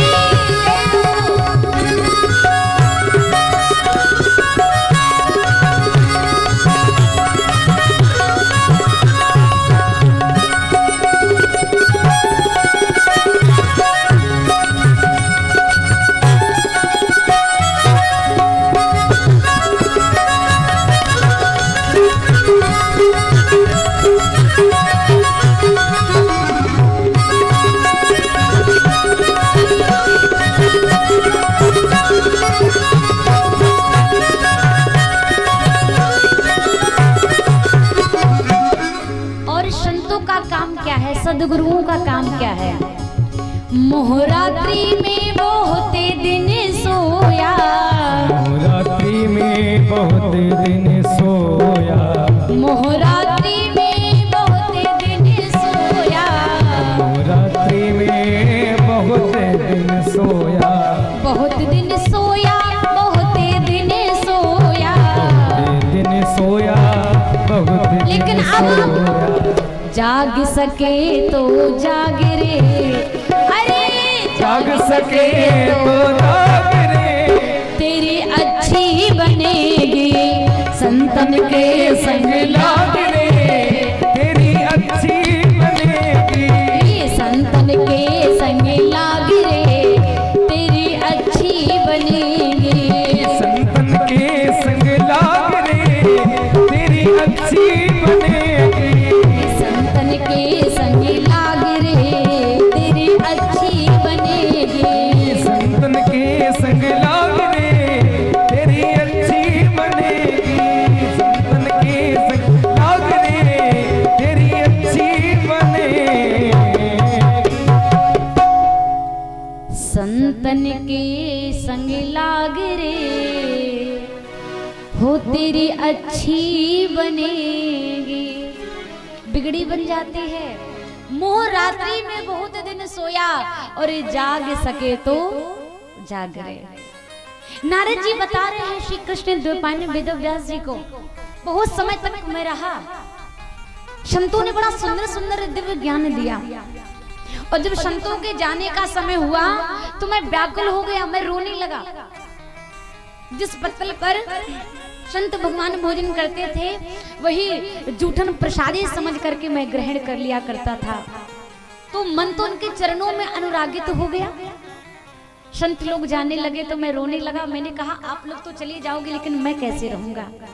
संतों ने एक मंत्र दे दिया, भगवत नाम का मंत्र, और कहा कि आप इसका जाप करते रहो। संत चले गए, मैं उस मंत्र का जाप करने लगा, लेकिन तब मुझे मैया की याद आई। मैंने सोचा कि मेरी मैया है, वह मेरी बाट देख रही होगी, और संतों ने समझाया था कि तुम्हारा धर्म क्या है, तुम्हारा कर्तव्य क्या है। जब तक तुम्हारी मैया है जीवित, तब तक तुम अपनी मैया के साथ में रहो और उनको सुख प्रदान करो। ये तुम्हारा, क्योंकि तुम बालक हो, संतान हो, इसलिए तुम्हारा परम कर्तव्य यही है कि माता पिता की सेवा करो। तो अब तो मुझे माता की सेवा करनी होगी, माता को सुख देना होगा, लेकिन मन तो जाकर के भगवान में रम गया, मन तो संसार में लग ही नहीं रहा।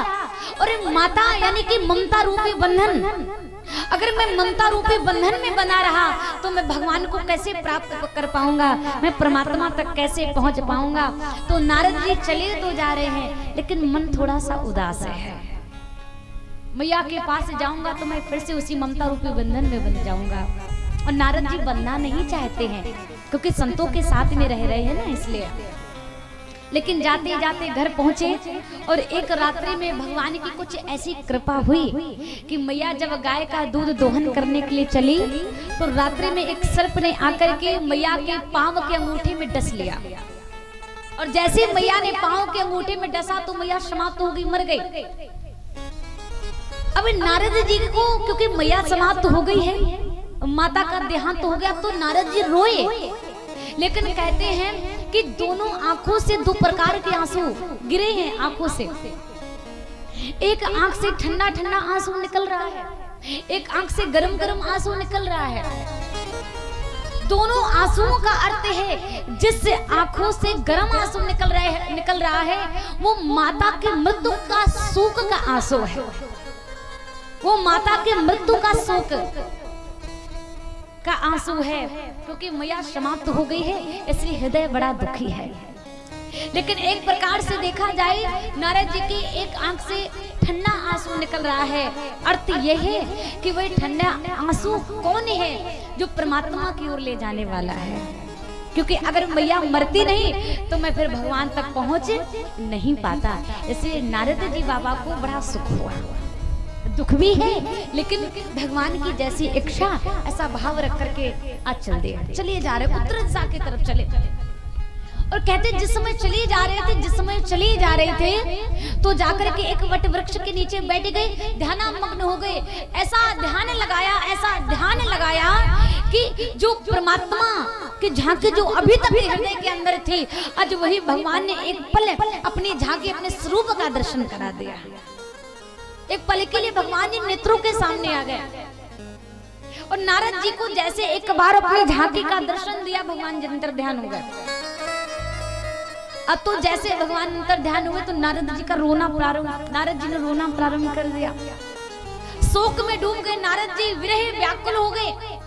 हे प्रभु, आपने जिस स्वरूप का मुझे अभी अभी दर्शन कराया है, हे नाथ उसी स्वरूप का पुनः दर्शन करा दीजिए। हे प्रभु, आप उसी स्वरूप उसी झांकी का पुनः दर्शन करा दीजिए। नारद जी तो रोना प्रारंभ कर देते हैं, बड़े व्याकुल हो गए नारद जी और कहते हैं नारद जी रोने लगे। नारद जी जब व्याकुल हो गए, नारद जी ने कहा प्रभु मैं आपके बिना कैसे रहूंगा,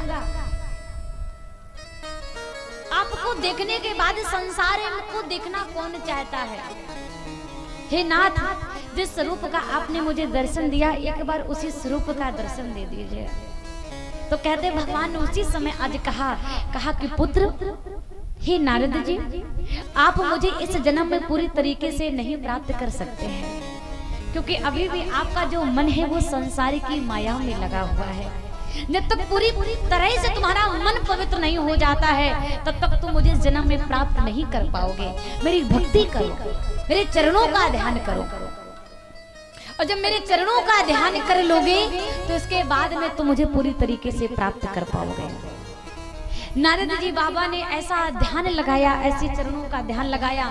कहते जब दैहिक शरीर नष्ट हुआ, संसार का प्रलय हुआ, तो नारद जी बाबा का भी शरीर नष्ट हुआ। ब्रह्मा जी के द्वारा जब पुनः सृष्टि का जब निर्माण हुआ, तो ब्रह्मा जी के मानस पुत्र यानी 10वें मानस मन से निकले हुए यह नारद जी बाबा हैं, इनको मानस पुत्र कहा जाता है।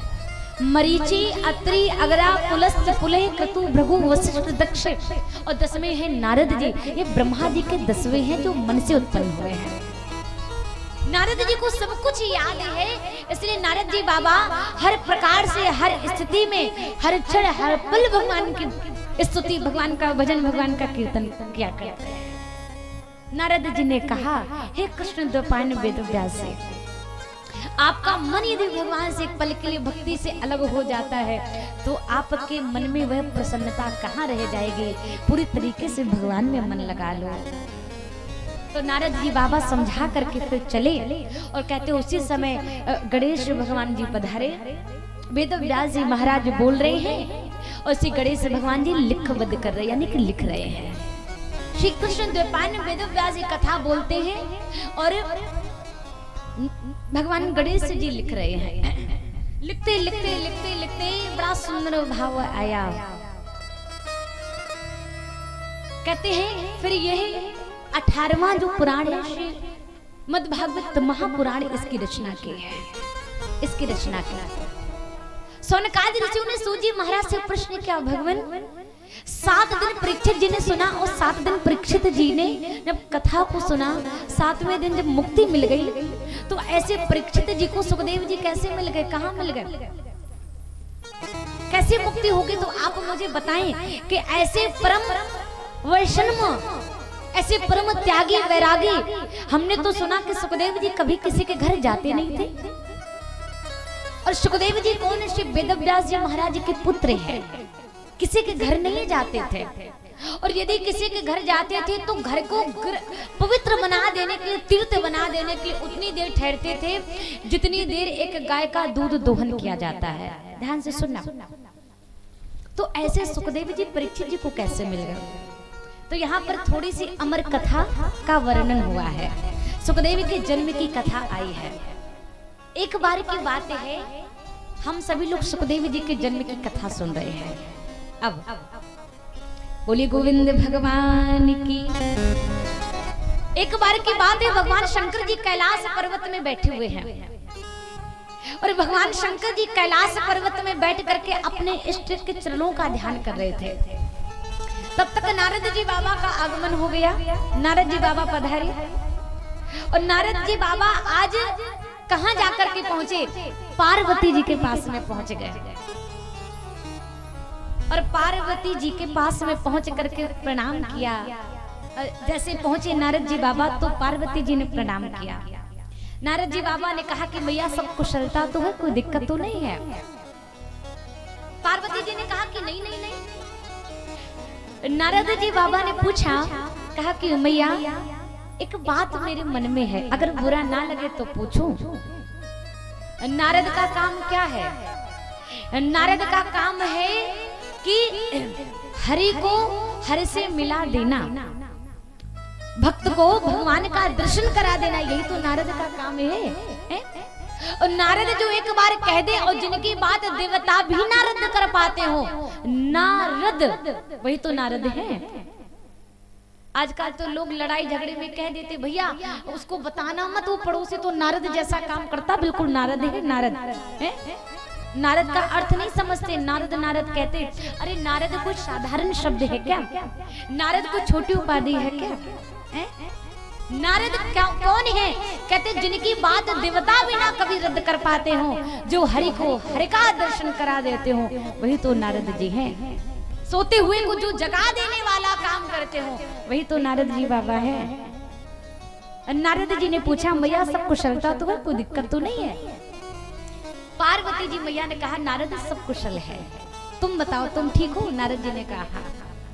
नारद जी ने पूछा कि मैया एक बात पूछना है, सच सच बताना, बाबा आपको कितना प्रेम करते हैं? सच सच बताना। नारद जी ने पूछा, कहा कि बाबा आपको कितना प्रेम करते हैं? तो पार्वती जी मैया थोड़ी मुस्कुराई। पार्वती जी मैया ने सोचा और बोली, पार्वती जी मैया बोली कि अरे नारद तुम यही बात क्यों पूछ रही हो? अरे जिसका विवाह हो गया हो उसको तो ये बात समझ में आएगी कि प्रेम क्या होता है, लेकिन तुम्हारा तो विवाह हुआ नहीं है। तुम तो कभी इस घर जाते हो, कभी उस घर जाते हो, कभी कहीं जाते हो, तुम्हारा तो कोई ठौर ठिकाना है नहीं, तो तुम क्या जानो कि गृहस्थ का प्रेम और सुख क्या होता है? नारद जी ने कहा नहीं नहीं मैया बताओ तो, बाबा आपको कितना प्रेम करते हैं? मैया ने कहा करते हैं, प्रेम करते हैं तभी तो यहाँ कैलाश पर्वत में रहते हैं। अच्छा, तो कभी आपको यह बताया है कि उनके गले में जो नरमुंडों की माला है वह किसकी पहने रहते हैं? कभी बाबा ने आपको बताया कि गले में जो नरमुंडों की माला है वह किसकी पहने रहते हैं? नारद जी बाबा कहना चाहते हो कि मैया आपने कभी पूछा, और नहीं पूछा तो बाबा यदि आपको प्रेम करते हैं तो आपको क्यों नहीं बताया? आपको क्या बताया है? अच्छा, एक तो साधारण सी बात ये समझ लीजिए कि नारद जी बाबा पूछ रहे हैं, क्या पूछ रहे हैं कि मैया बाबा आपको कितना प्रेम करते हैं।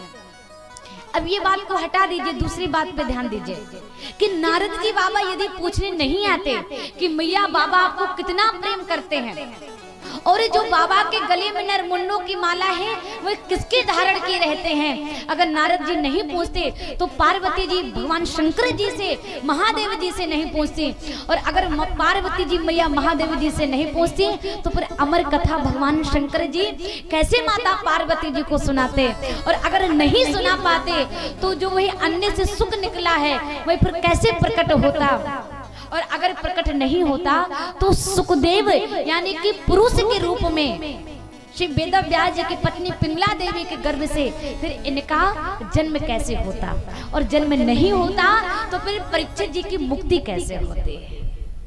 इसीलिए तो कथा सुनाई है ना, इसीलिए तो प्रश्न किया है ना।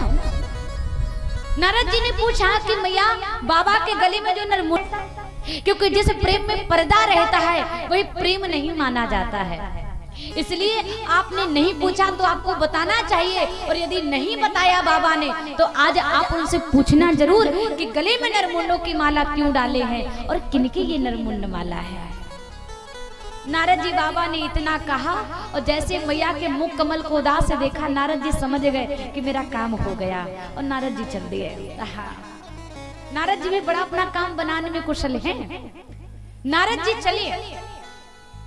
चले जा रहे। अब तो पार्वती जी मैया को बड़ी चिंता हो गई कि मैंने पूछा नहीं और स्वामी जी ने बताया नहीं, ये भी कोई बात है क्या? गुस्से में आ गई और गुस्से में आकर के पर्वत के एक कोने में जाके बैठ गए, एक स्थान पर बैठ गए। अब भगवान शंकर जी जब मिलने के लिए आए, जब बात करने आए, तो जब देवी पार्वती जी के पास में आए तो क्या देखा कि बड़ी क्रोधित होकर बड़ी गुस्से में बैठे हैं, बड़ी गुस्से में बैठी हैं। और जैसे पास में भगवान शंकर जी पहुंचे, कहा देवी क्या बात है, क्या बात है, आज तो आप बड़ी उदास लग रही हैं, किसी ने कुछ कह दिया है क्या, कोई बात बिगड़ गई है क्या? पार्वती जी ने कहा कि आप मुझसे बात मत करिए, मैं आपसे बात नहीं करूंगी। भगवान शंकर जी ने कहा क्या बात होगी देवी, क्यों इतनी गरम गरम है, क्या बात है? पार्वती जी ने कहा कि आप बार बार कहते हो कि देवी मैं आपको बड़ा प्रेम करता हूँ, लेकिन ये प्रेम कैसा, आपने मुझसे इतनी बड़ी बात छिपा करके रखी आज तक, क्यों छिपाया? महादेव जी सोचने लगे कि मैंने तो आज तक इनसे कभी कुछ छिपाया नहीं है, मेरे जीवन का ऐसा कोई पल क्षण नहीं है जो पार्वती जी को पता ना हो, कुछ ऐसा नहीं है। भगवान शंकर जी मुस्कुरा करके बोले, कहा देवी किसके बारे में पूछ रही हो बताओ तो। पार्वती जी ने कहा स्वामी आपके गले में जो नरमुन्नों की माला पड़ी है, सच बताना ये नरमुन्नों की माला किसकी है? ये किनके नरमुंड माला आप हमेशा गले में धारण करके रखते हैं, ये किनके नरमुंड माला है आप मुझे बताएं। महादेव जी को हंसी आ गई। महादेव जी ने कहा अरे देवी इतनी छोटी सी बात, अरे तुमने कभी पूछा नहीं तो मैंने बताना जरूरी समझा नहीं। अरे ये नरमुंड माला किसी और के थोड़े नहीं है, ये तुम्हारी तो नरमुंड माला है।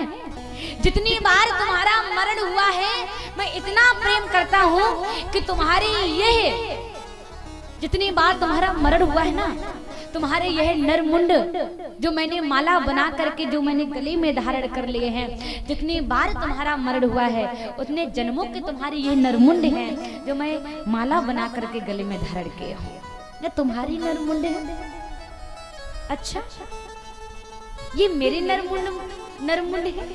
और यदि मैं इतनी बार मरी, यदि मैं इतनी जन्मों में मरी, तो पार्वती जी कह रही हैं अरे स्वामी मैं इतने जन्मों में मरी तो क्या आप एक भी जन्म में नहीं मरे हैं?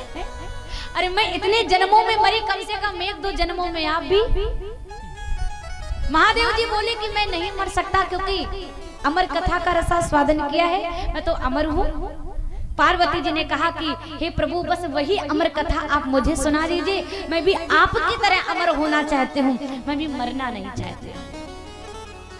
तब बार बार आग्रह करने पर भगवान शंकर जी पार्वती जी को लेकर के अमरनाथ की गुफा में पहुंचे हैं और जाकर के आज 3 बार डमरू को बजाया। कहते जितने भी वहां पर पशु पक्षी जानवर जीव जंतु होते वह सबके सब वह गुफा को छोड़ करके चले जाते हैं, सब चले जाते हैं। एक सुखी गर्भवती होती है और कहते हैं कि अंडा निकलता है और वह सुखी भी वह अंडे को छोड़ करके चली जाती है। समय आने पर अंडे से एक शुक उत्पन्न हो जाता है और छोटा है, उड़ नहीं सकता है, इसलिए जहाँ पर भगवान शंकर जी बैठे हुए हैं पीछे वृक्ष की डाली पर वही सुक बैठा हुआ है, छोटा है, उड़ नहीं सकता है। पार्वती जी को भगवान शंकर जी ने सावधान होकर के कथा सुनाना प्रारंभ किया। प्रथम स्कंद से कथा को लिया, द्वादश स्कंद तक बड़ी भली भांति सुनाया और पार्वती जी ने बहुत ध्यान पूर्वक कथा को सुना, लेकिन सुनते सुनते ऐसे ध्यानामग्न हो गई, कहते हैं भाव विभोर हो जाते हैं माता पार्वती जी, भाव विभोर हो गई और आंख लग गई, हाँ सो गई। और जब जो सो जाता है फिर वो खो जाता है, हाँ वह आनंद से दूर हो जाता है। इसलिए कथा पंडाल में कभी सोना नहीं चाहिए, सो जाओगे तो हीरा खो दोगे। सही बात है, पता नहीं कौन सी कथा कब वक्ता के मुख से निकल जाए जो आपका कल्याण करने वाली हो, इसलिए ध्यान मग्न होकर के कथा पंडाल में बैठना चाहिए, स्थिति को संभाल करके। नींद ना आए, आलस्य ना आए। पार्वती जी को आलस आया, नींद आ गई, सो गए। अब जैसे पार्वती जी सोई तो पीछे सुख जो बैठा बैठा अभी जो कथा सुन रहा था, उसने सोचा कि यदि कथा बीच में बंद हो जाएगी तो फिर आनंद समाप्त हो जाएगा, तो कथा पूरी होनी चाहिए। इसलिए यदि पूरी नहीं हुई तो फिर आनंद कैसे आएगा।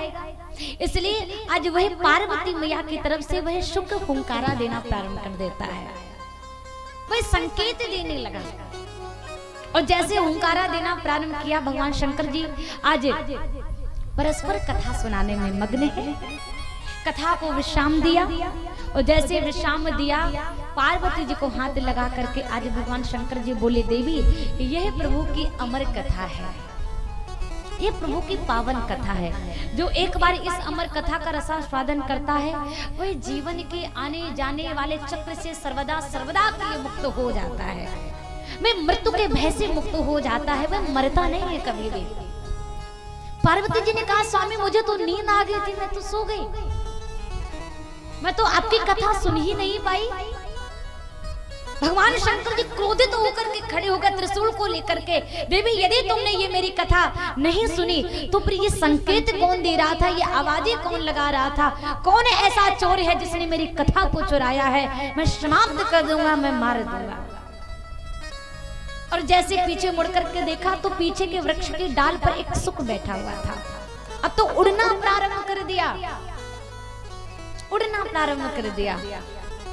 आगे आगे सुख उड़ रहा है, पीछे पीछे महादेव जी त्रिशूल को लेकर के मारने के लिए चले जा रहे हैं। और चलते चलते चलते चलते कहते हैं कि श्री वेद व्यास जी महाराज का आश्रम मिल गया। पिंगला माता उस समय सूर्य भगवान को जल अर्घ कर रही थी और जैसे मुख खोला वह सुख उड़ता हुआ चला जा रहा था। उसने जैसे पिंगला माता को देखा, मुख को खुले हुए देखा, तो उसने सोचा कि इससे अच्छा मुझे स्थान कोई और मिल नहीं सकता है। तो उसने उसी समय उस सुख ने, सुख जो रूप था वो वहीं पर छोड़ दिया और प्राण रूप में कहते हैं आज मुख के द्वारा गर्भ में प्रवेश कर गए। सुख स्वरूप वहीं छोड़ दिया, प्राण के द्वारा आज उसी समय मुख के द्वारा गर्भ में प्रवेश किया। अब तो भगवान भोले बाबा महादेव जी श्री कृष्ण द्वैपायन वेद व्यास जी महाराज के आश्रम में खड़े।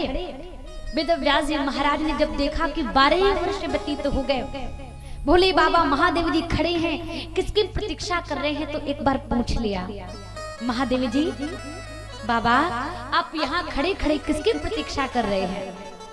महादेव जी ने कहा कि एक चोर जो आपके आश्रम में मेरी कथा को चुरा करके, जिसने मेरी अमर कथा को सुन लिया है, वह प्रवेश कर गया है, उस चोर को बाहर निकालो, मैं उसे समाप्त कर दूंगा। वेद व्यास जी महाराज मुस्कुरा करके कहने लगे, बाबा संसार के भक्त सच ही कहते कि आप तो बड़े भोले भाले हो। अरे जिसने अमर कथा को सुन लिया वह तो अमर हो गया, उसे कौन मार सकता है? तब भोले बाबा फिर यह सुन करके चले, कौन मार सकता है? समय आने पर कहते हैं कि आज जैसे समय आया तो कहते हैं पिंगला माता के गर्भ में पीड़ा हुआ, और जैसे पीड़ा हुई तो वेद व्यास जी महाराज स्तुति करते हैं। वेद व्यास जी महाराज ने कहा पुत्र बाहर आओ, तुम्हारी माता के गर्भ में पीड़ा हो रही है। जैसे ही वेद व्यास जी महाराज ने कहा वह पुत्र अपनी माता के गर्भ से बाहर आया।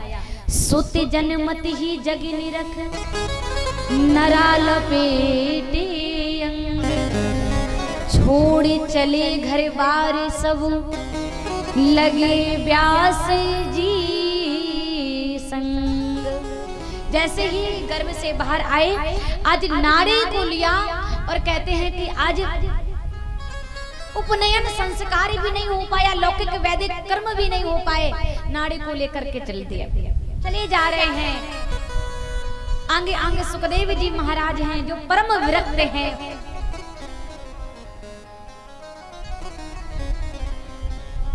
पीछे पीछे से श्री वेद व्यास जी महाराज हैं जो चले जा रहे हैं, आवाजें लगाते लगाते यम प्रवजन्तु मनुपेति मपेति कृत्यम द्वैपायनो विरह कातर आजुहाव। पीछे से आवाजें लगाते हुए चली जा रहे हैं। और जब श्री कृष्ण द्वैपायन वेद व्यास